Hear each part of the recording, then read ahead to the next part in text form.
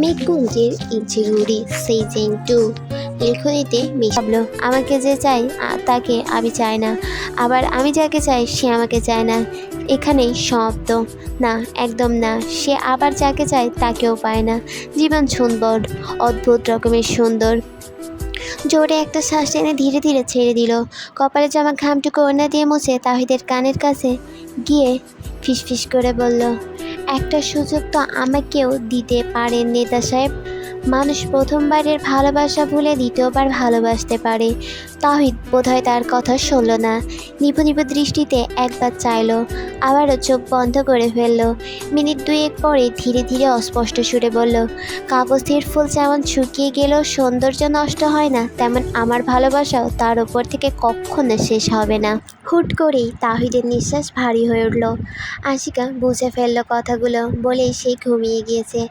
আশিকা তার ছেলের হাসি হাসে। নিজের আবেগ লুকানো তো এই লোকের থেকেই শেখা উচিত। এখন ছাইপাশ খেয়ে ছ্যাঁকা খাওয়ার কথা বলছে, সকালে উঠলে এই রাজনীতির কথা বলবে। গিরগিটিও মনে হয় এত তাড়াতাড়ি রং বদলাতে পারে না যত তাড়াতাড়ি এই রাজনীতিবিদগণ বদলায়। ভাবতে ভাবতেই আবারও দীর্ঘশ্বাস ফেলল। পায়ের নিচে থাকা চাদরটা গায়ে টেনে দিতে দিতে বলে উঠল, আপনার উদাহরণে ভুল হয়ে গেল নেতা সাহেব। বৃষ্টির এক ফোঁটা স্বচ্ছ পানি যথেষ্ট কাগজের ফুলকে এক মুহূর্তে ছিন্ন বিচ্ছিন্ন করতে। আর রইল ভালোবাসা, দেখা যাক আপনাকে আমি জয় করেই ছাড়ব। কথাগুলো বলে উঠে দাঁড়ালো। দরজা ভিজিয়ে চলে যাওয়ার সময় দেখলো সেই পিচ্চিটা দাঁড়িয়ে। একগাল হেসে ভেতরে যেতে ইশারা করে চলে এলো। রুমে এসে এক গ্লাস পানি খেয়ে শান্ত হয়ে বসলো। তবুও বুক চিড়ে বেরিয়ে এলো এক পাহাড় সমান দীর্ঘশ্বাস। বিড়বিড় করে কয়েকবার আওড়ালো, ভালোবাসা সুন্দর, ভয়ঙ্কর রকমের সুন্দর। রায়ান খাটের উপর উঠে পুশ আপ করছিল। বিছানার অবস্থা নাজেহাল। বালিশ কোলবালিশ নিচে পড়ে গড়াগড়ি খাচ্ছে। চাদর অর্ধেকের বেশি উঠে গেছে। একটু পরপর ধরম ধরম শব্দ হচ্ছে। আশি বিরক্ত মাখা মুখ নিয়ে রুমে ঢুকতেই চোখ কপালে। এটা তার রুম নাকি কোনো জঙ্গল? বিরক্তি এবার রাগে রূপান্তর হলো। চেঁচানোর আগে গিয়ে দরজা লাগিয়ে এলো। এতক্ষণে জমিয়ে রাখা রাগ একবারে ঝেড়ে চেঁচিয়ে উঠল, বিছানায় কি পুশ আপ করার জায়গা? আমার রুমটা তা জঙ্গল বানিয়ে ফেলেছিস? সি! রায়ান থামল। কপালে ঘামটুকু তার গলায় থাকা আরশি তাওয়াল দিয়ে মুছল। আরশি নাক মুখ কুঁচকে ফেলল। আরও রেগে কপালে রগ দৃশ্যমান। কিছু বলার আগে রায়ান ঠান্ডা গলায় বলল, সব কিছু কি নিয়ম মেনেই করতে হবে? হ্যাঁ, অবশ্যই হবে। তাহলে হিসাব মতো তো তোর তো এখন আমার ঘরে থাকার কথা। আরশি এবার বুঝল তার এমন কর্মকাণ্ডের আসল অর্থ। রায়ান আর রঙ্গন চেয়েছে তাকে নিয়ে যেতে, কিন্তু আরশি আর অনুভব তাদের আশায় জল ঢেলে দিয়ে এখানেই থাকার কথা বলে। তর্কাতর্কির এক পর্যায়ে রায়ানকে রেখেই রঙ্গন আর ওহি চলে গেছে।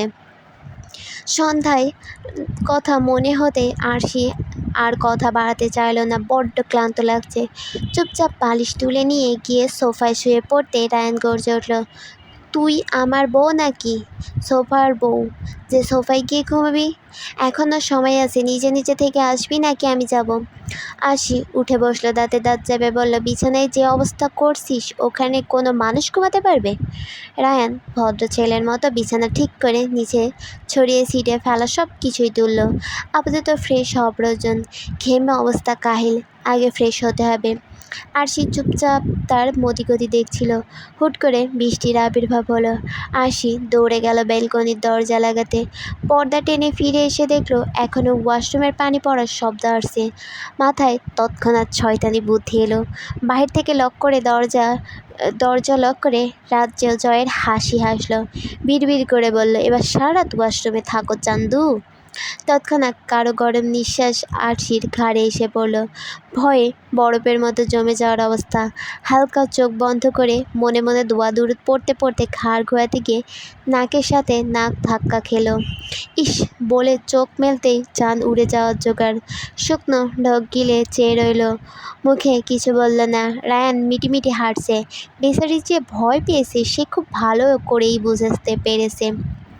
ভুল করে ওয়াশরুমে পানি ছেড়ে এসেছিল, আবার অফ করতেই যাচ্ছিল তখনই এসে আরশি লক করে দিয়েছে। আরশি ছোট ছোট চুলগুলো বারবার তার চোখে এসে পড়ছিল। রায়ান ফু দিতেই সে চোখ বন্ধ করে ফেলল। আরশি হাত দিয়ে ওড়না খামচে ধরে দাঁড়িয়ে রইল। রায়ান কয়েকবার ফু দেওয়ার পরেও চুল সরল না, আবার এলো। এবার হাত দিয়ে চুলগুলো কানে গুঁজে দিতে দিতে বলল, টাক হয়ে গেলেও তো পারিস, এসব চুলের ঝামেলা সহ্য করতে হয় না। আরশি চট করে চোখ খুলে তাকালো। সবে মনের কোণে জাগা শিহরণ এক নিমেষে টাটা বাই বাই করে বিদায় নিল। সাথে সাথে ধাক্কা দিয়ে তার সামনে থেকে সরিয়ে বিছানায় গিয়ে বসলো। কয়েকবার জোরে জোরে শ্বাস নিতে নিতে বলল, নিজের বউকে কেউ টাক হতে বলে, শয়তান লোক। আরশিকে জ্বালাতে রায়ানের বেশ লাগছে। আবার গিয়ে তার পাশে বসে পড়ল। গলা খাদে নামিয়ে এনে বলল, তাহলে কি করতে বলে? আরশি গলায় শব্দ আসছে না, মাথা ফাঁকা ফাঁকা লাগছে। নির্বোধের মতো আমতা আমতা করে বলল, দেখো, উল্টোপাল্টা কিছু করবে না, আমি কিন্তু বাবাকে রাখবো। কথাটা বলে নিজেই থতমত খেয়ে গেল। বুদ্ধিশুদ্ধি বোধ হয় তার সব লোভ পেয়েছে আজ। রায়ান জোরে জোরে হেসে ফেললো, অতঃপর আরেকটু চেপে বসলো। ইশারা করে ডাকতে বলল। আরশি চেষ্টা করলো কিন্তু পারল না। হতাশ হয়ে অসহায় চোখে রায়ানের দিকে তাকিয়ে কাঁদো কাঁদো সুরে বলল, সময় আমারও আসবে। তোর সময় এলো, আমি অন্তত বাবারকে ডাকার ভয় দেখাবো না। আরশি ছোট ছোট করে তাকালো। রায়ান শুয়ে পড়লো, হাত টান করে আরশিকে নিজের বুকে এনে ফেলে বলল, বউদের না মাথায় রাখতে, না পায়ে রাখতে হয় অন্তরে, তাই আজ থেকে এখানেই তোর ঠাঁই। আরশি শান্ত ছানার মতো মাথা রাখলো। কিছু সময় চুপটি করে রইল।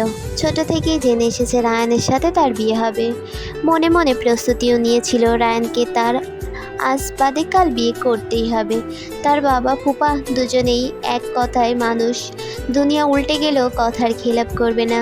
তার প্রেম ভালোবাসার থেকে সবসময় দূরে দূরেই থেকেছে। তবে রায়ানকেও সে কখনো প্রেম ভালোবাসার নজরে দেখতে পারেনি। পারবেই বা কেমন করে? সবসময় দাঁতের ওপর রাখলে তার দিকে কি আর ভালোবাসার দৃষ্টি পড়ে? না, একদমই পড়ে না। হুট করে বিয়ে হওয়াতে একটু রেগেই ছিল, তাছাড়াও অন্য আরেকটা কারণ ছিল। তবে রায়ানের এই কথা একটু মন গড়ল বোধ হয়। মনে মনে ভাবলো একটু একটু করে মানিয়ে নেবে। আরশির চুলের ভাঁজে আঙুল দিয়ে বিলি কেটে দিচ্ছিল রায়ান। তার মনে কি চলছে এটা বোঝার ক্ষমতা আপাতত আরশির নেই। তবে অনেকক্ষণ যাবৎ মেয়েটার কোনো সারা শব্দ না পেয়ে শুধালো, কিরে খুশোটা এমপির বেটি, ঘুমিয়ে টুমিয়ে গেছিস নাকি? ব্যাস, আরশির ভাবনা সমাপ্তি ঘটিয়ে গায়ের জোর দেখিয়ে উঠতে চাইল। রায়ান আরেকটু শক্ত করে চেপে ধরল। আরশি কম কিসে, সে আরও জোরে খাটাতে চেষ্টা করলো। রায়ানের হাত একটু হালকা হতেই মাথা তোলার সাথে সাথে চুলে টান লাগতেই আহ বলে চেঁচিয়ে উঠল। আর চুল রায়ানের সাথে বোতামের সাথে বিঁধে গেছে। রায়ান আবার হাত ধরে টান দিতেই সাথে সাথে ঠোঁটে ঠোঁট ছুঁয়ে গেল। আরশির সাথে সাথে নিজের মুখ চেপে ধরল। রায়ান নিজেও অপ্রস্তুত হয়ে বড় বড় করে তাকিয়ে রইল। অতঃপর নিজেকে সামলে নিল। আরশির চুল ছাড়িয়ে দিয়ে মুচকি হেসে বলল, আগে লাইট তো বন্ধ করে নিবি। আরশি রাগে দুঃখে কেঁদে ফেলল। বেচারা থতমত খেয়ে উঠে বসলো। সাথে সাথে কারেন্ট গেল। অনেকক্ষণ ধরে ইলচে করে বৃষ্টি পড়ছিল। এখন বাস পড়াও শুরু হলো। এই জন্যই বোধহয় কারেন্ট গেল। আরশি ছোট বাচ্চা না যে ভয় পেয়ে তাকে জড়িয়ে ধরবে, সেখানে শক্ত হয়ে বসে রইল। আর একটু পরপর নাক টানছিল। রায়ানও আলতোভাবে তাকে জড়িয়ে ধরে চুলের ভাঁজে নাক ডুবিয়ে মোহিত সুরে বলল, এক নতুন প্রণয়ের সাথে ইলছে গুড়ি বৃষ্টি, ফিল দিস মোমেন্ট ডিয়ার। বেশ ভোর